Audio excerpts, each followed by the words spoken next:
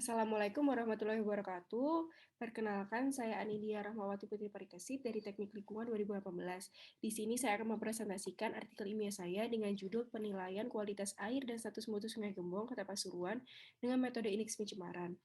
Yang pertama, untuk latar belakangnya, menurut data Kementerian Lingkungan Hidup tahun 2014, sekitar 70% hingga 75% sungai yang ada di 33 provinsi di Indonesia telah terindikasi tercemar. Limbah domestik menjadi salah satu penyumbang terbesar yang berasal dari limbah rumah tangga.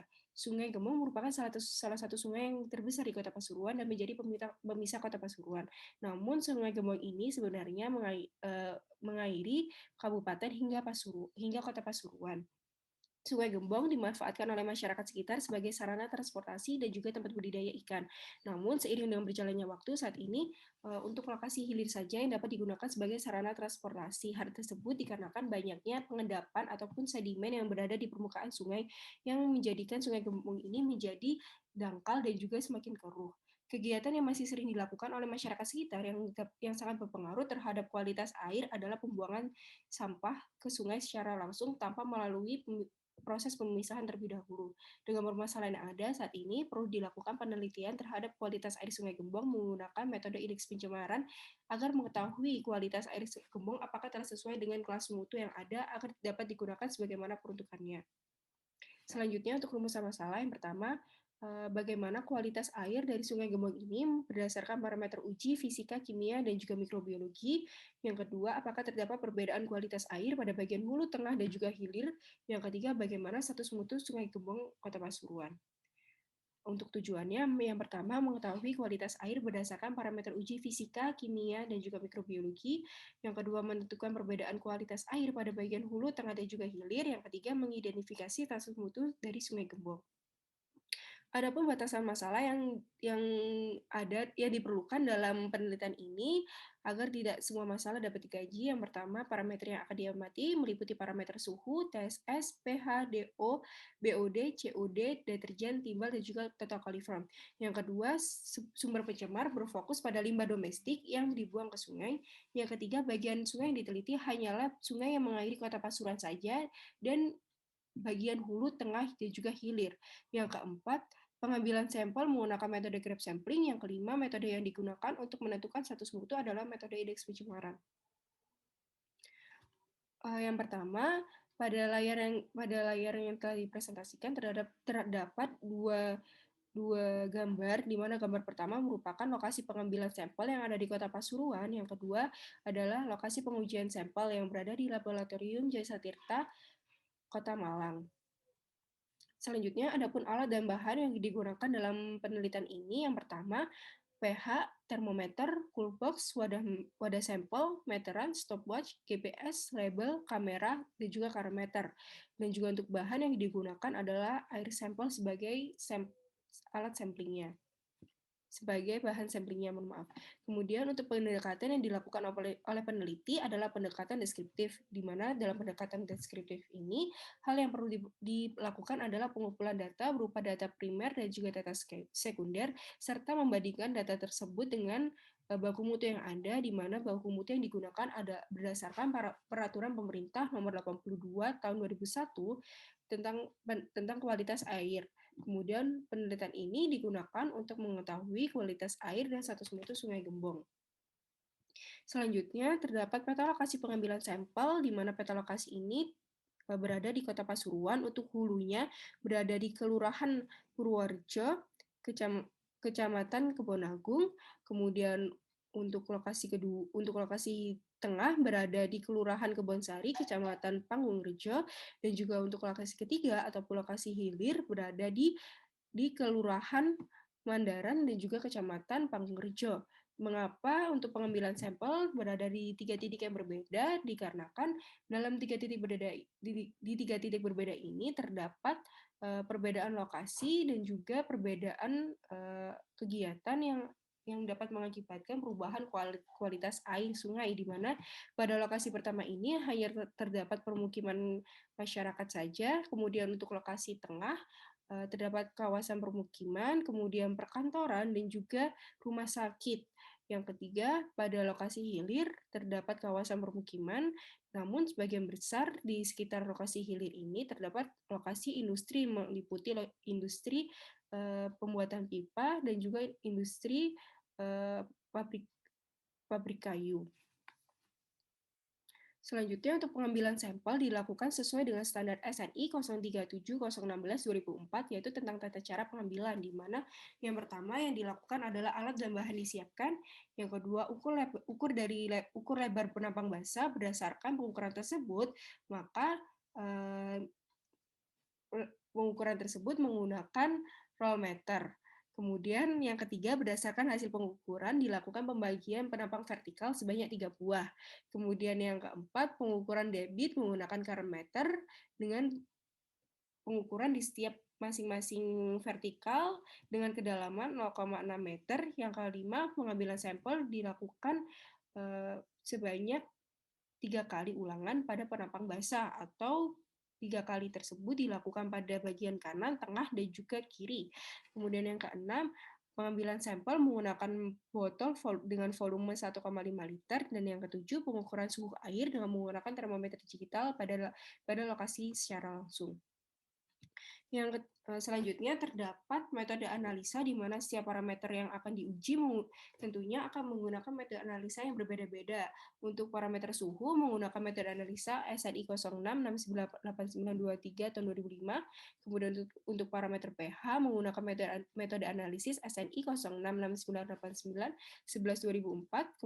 Kemudian untuk parameter TSS menggunakan metode analisis APHA 2540 di 2017. Untuk parameter DO menggunakan metode analisis QI-LKA-02 elektrometri. Kemudian untuk parameter BOD menggunakan metode analisis APHA 5210B 2017. Kemudian untuk parameter COD menggunakan metode analisis SNI 69892 2009. Kemudian untuk parameter nitrat dan juga fosfat, dikarenakan pada pengujian ini tidak menggunakan parameter tersebut, maka untuk parameter nitrat dan fosfat tidak akan dilakukan metode analisis. Kemudian untuk parameter deterjen menggunakan metode analisis SNI 06698952 tahun 2005. Kemudian untuk parameter timbal SNI 69898 2009, dan juga untuk parameter total coliform menggunakan metode analisis APHA 9221B dan E 2017 menggunakan metode ganda. Selanjutnya, dalam penelitian ini, metode yang digunakan untuk menganalisis status mutu air yaitu metode indeks pencemaran. Setelah melakukan perhitungan kualitas air dengan membandingkan 9 parameter tersebut dengan peraturan pemerintah nomor 82 tahun 2001 tentang baku mutu kualitas air sungai, maka dilakukan perhitungan dengan persamaan IPJ sama dengan akar buka kurung CI per LIJ tutup kurung kuadrat kali M ditambah buka kurung CI per LIJ tutup kurung kuadrat per R kali R per 2, di mana IPJ ini merupakan indeks pencemaran bagi peruntukan J, kemudian CI merupakan konsentrasi parameter kualitas I, kemudian untuk LIJ konsentrasi parameter kualitas air I yang tercantum dalam baku mutu air J. Selanjutnya, karena pada penelitian ini digunakan kelas 3 sebagai perbandingannya, maka terdapat batasan-batasan yang harus diperhatikan, di mana untuk parameter suhu, untuk batasannya yaitu deviasi 3, kemudian untuk parameter TSS, batasannya yaitu sebesar 400, untuk pH 6 hingga 9, BOD 6, COD 50, DO 3, fosfat 1, nitrat 20, deterjen 200, total coliform 10.000. Perbandingan tersebut diambil berdasarkan peraturan pemerintah nomor 82 tahun 2001 kelas 3. Selanjutnya terdapat tiga gambar, di mana gambar pertama ini merupakan lokasi hilir sungai yang berada di pelabuhan Kota Pasuruan, di mana pada lokasi hilir sungai ini untuk luas penampang basahnya sendiri selebar 14,9 meter dengan kedalaman air sedalam 0,58 meter. Selanjutnya, untuk lokasi kedua ini merupakan lokasi tengah sungai, di mana untuk luas penampang basahnya ini seluas 10,8 meter dengan kedalaman 0,80 meter. Selanjutnya, untuk lambar ketiga merupakan lokasi hulu sungai dengan luas penampang basah seluas 9,4 meter dengan kedalaman 0,38 meter. Pada setiap lokasi ini memiliki kedalaman dengan luas penampang basah yang berbeda-beda. Hal tersebut dikarenakan yang pertama adalah pada lokasi tengah dan juga lokasi hilir sungai ini sebenarnya untuk kedalamannya cukup dalam.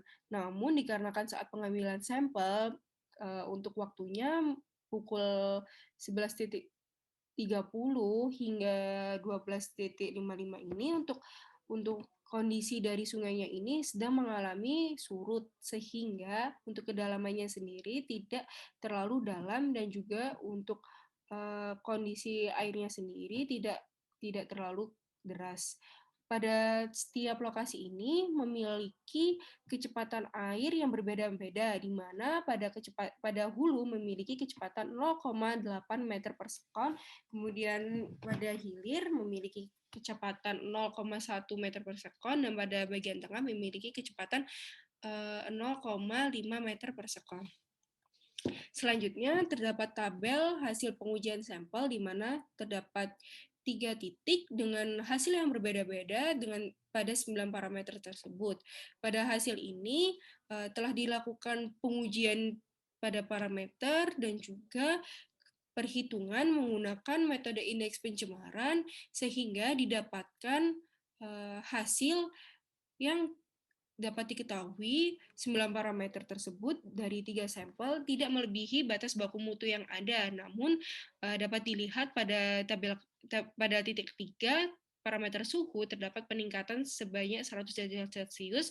Hal tersebut dikarenakan pada pengambilan sampel untuk kondisi cuacanya sangat terik dan dapat memungkinkan terjadinya human error sehingga pada pengukuran di lokasi ketiga tidak aktual. Namun dapat disimpulkan pada 9 parameter dengan 3 lokasi titik pengujian pada Sungai Gembong ini tidak melebihi batas baku mutu yang ada, serta Sungai Gembong ini layak diklasifikasikan dalam sungai dengan kelas 3 sebagaimana peruntukannya untuk sarana transportasi dan juga tempat budidaya ikan.